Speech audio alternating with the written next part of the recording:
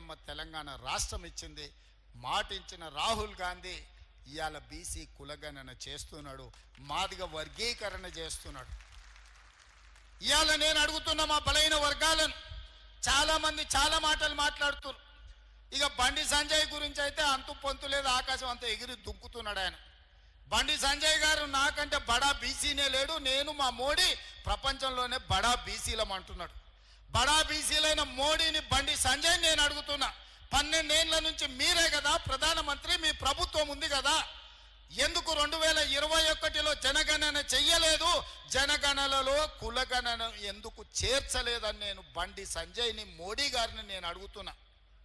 ఇవాళ ఇక్కడ ఉన్న ఈ సమావేశాన్ని చూస్తున్న మా బలైన వర్గాల మిత్రులను నేను అడుగుతున్నా, మీరు గుండెల మీద చేసుకొని చెప్పండి, 100 ఏళ్ల నుంచి మీ కులగణన జరగకపోతే మీ సోదరుడు రేవంత్ రెడ్డి ముఖ్యమంత్రి అయిన తర్వాత నెల రోజుల్లోనే మీ 100 ఏళ్ల సమస్యను సంవత్సరం లోపల ఇవాళ కులగణన చేసి లెక్కలు మీ ముందల పెట్టినా లేదా? నిజం చెప్పండి.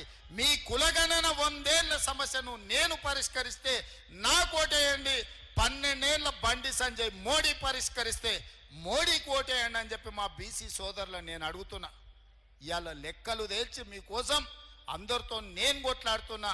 తేల్చిన లెక్కలు తప్పని, మనం వండుకున్న అన్నంలో ఉప్పేసి తినకుండా చేయాలని బీజేపీ వాళ్ళు చేస్తున్న కుట్రను మీరు అర్థం చేసుకోండి అని మా బలైన వర్గాల సోదరులను అడుగుతున్నా. లెక్కలు తప్పున్నాయి అంటారు. బండి సంజయ్ కిషన్ రెడ్డి నేను సూటిగా అడుగుతున్నా, నేను లెక్క కట్టిన బలహీన వర్గాల లెక్క తప్పైతే తప్పెక్కడుందో ఎత్తి చూపించండి. తప్పని సొల్లువాగుడు వాగుడు కాదు. ఈ ఫలానా దగ్గర ఫలానా బ్లాక్లో ఫలానా ఊర్లో మీరు చేసిన లెక్క తప్పు, ఈడ బీసీలు ఉంటే బీసీలను ఓసీలలో కలిపిరు, లేకపోతే ఓసీలు ఉంటే తీసుకెళ్ళి ఎస్సీలలో కలిపిరని మేము చేసిన లెక్క తప్పు ఉంటే మీరు లెక్క చూపియండి.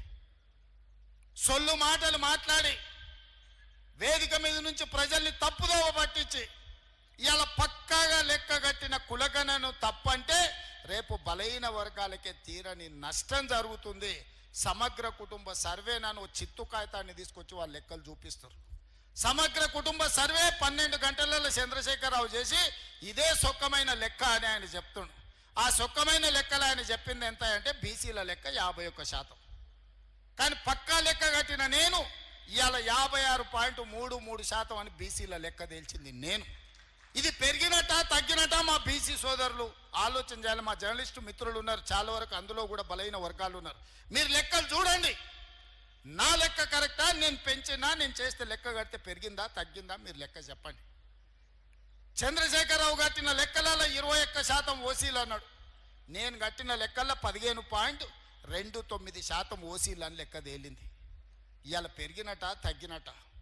ఎస్సీలదైన 18% అన్నాడు, నేను పక్కా లెక్క చేసి 17.45% అని తేల్చిన.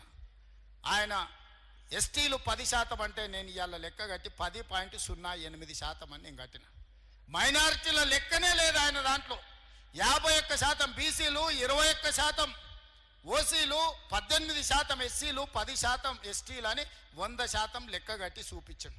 నేను పక్కాగా లెక్క కట్టి మైనారిటీలు 12.56% ఉన్నారు ఈ తెలంగాణ రాష్ట్రంలో. ముస్లిం మైనారిటీల లెక్క 12.56%, అందులో 10.08 బీసీలు, మిగతా వాళ్ళు ఓసీలు అని లెక్క కట్టి మైనారిటీల లెక్క కూడా తేల్చిన ప్రభుత్వం మా ప్రభుత్వం.